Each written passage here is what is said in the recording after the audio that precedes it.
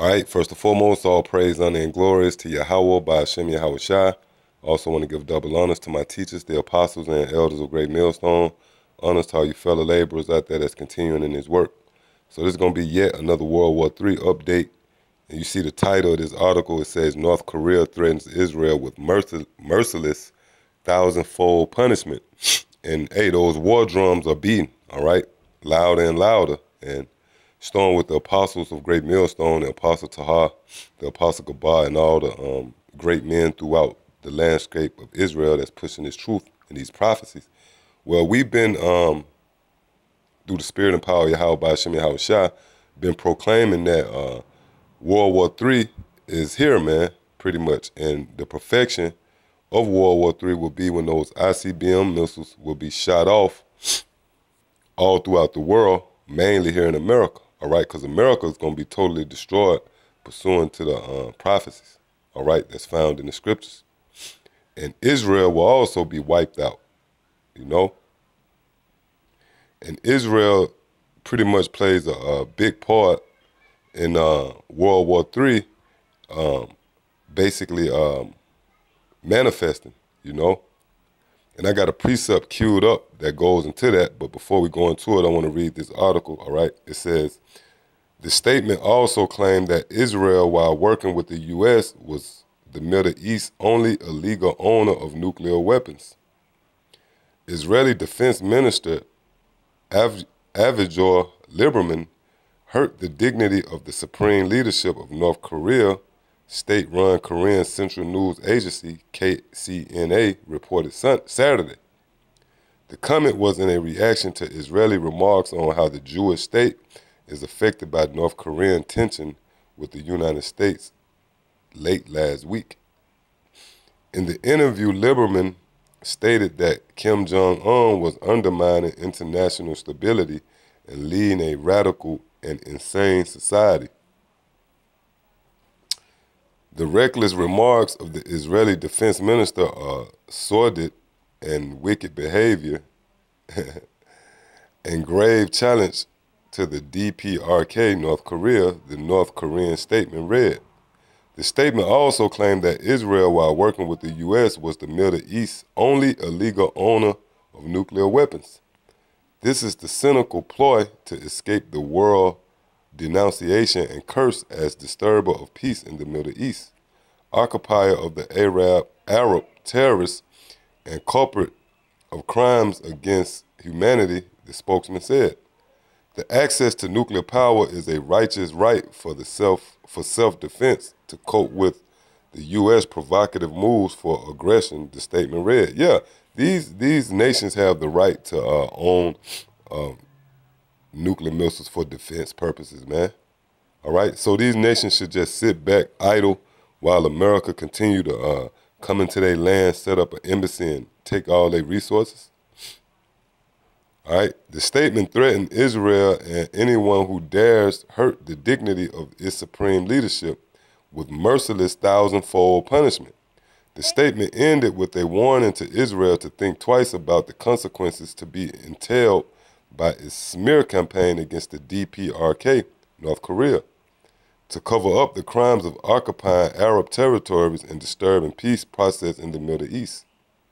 Last Tuesday, a senior IDF officer told reporters at a special briefing that ongoing tension between North Korea and the U.S. could impact Israel's security.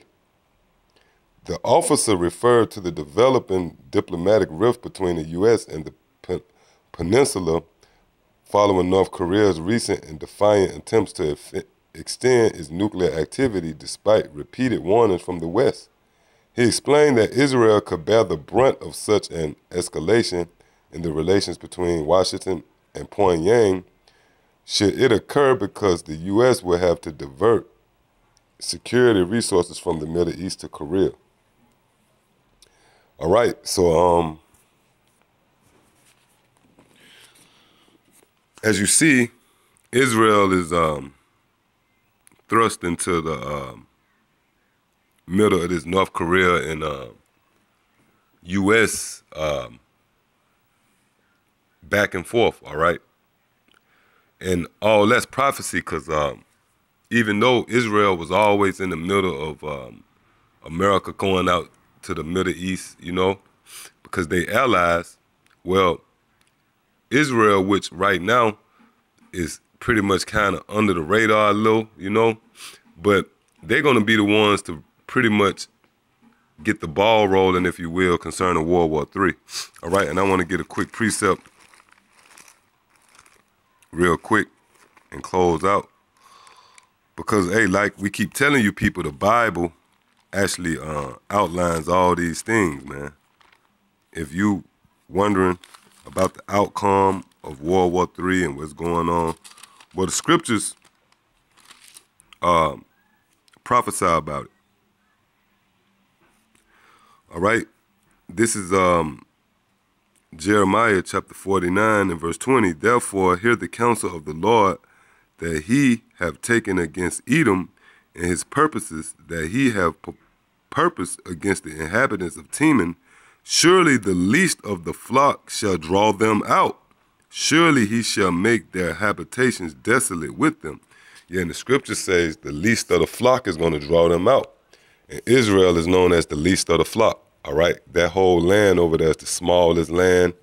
And they pretty much the smallest so-called nation, you know?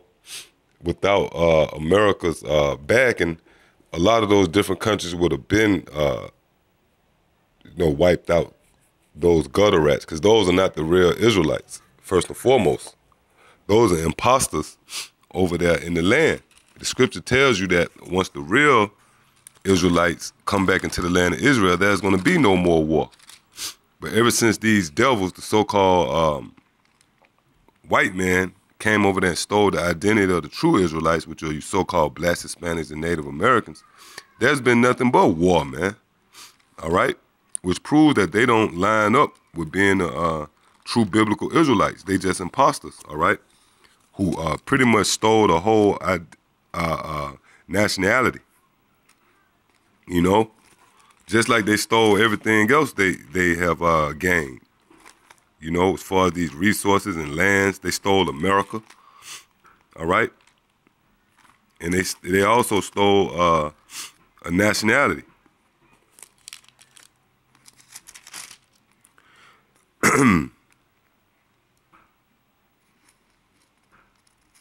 This is the book of Zechariah, chapter 9, and verse 6. And a bastard shall dwell in Ashdod, and I will cut off the pride of the Philistines.